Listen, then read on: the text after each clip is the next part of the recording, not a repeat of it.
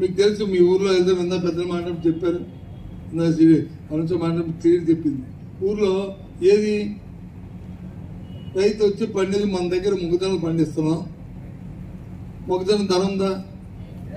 మొక్కజొన్న ఏ రకంగా చేస్తున్నాం? ఎందుకు ఎంత బాధపడుతున్నాం? ఈ బాధ ఎప్పుడైనా సరే మనం గత 5 సంవత్సరాలు ఎప్పుడైనా పడ్డామా? చెప్పండి. ఇవాళ ఎందుకు ఉపయోగపడుతున్నాం? కారణం ఏంటి? ఎందుకంటే నాయకత్వం ఉన్న నాయకులకి, ముఖ్యమంత్రికి కానీ, వ్యవసాయ మంత్రికి కానీ, ఆ క్యాబినెట్కి కానీ, వాళ్ళకి కానీ దాని మీద ఆలోచన కానీ, వాళ్ళ గురించి పట్టించుకోవాలని తపన కానీ ఇదే.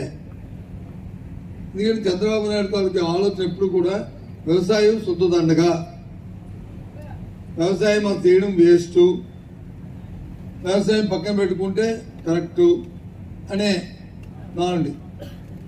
అతను ఎప్పుడు వచ్చినా వ్యవసాయం ఫస్ట్ ఎఫెక్ట్ అయ్యేవాడు వ్యవసాయదారుడు, ఫార్మర్. ఇప్పుడు అదే పరిస్థితి జరుగుతుంది.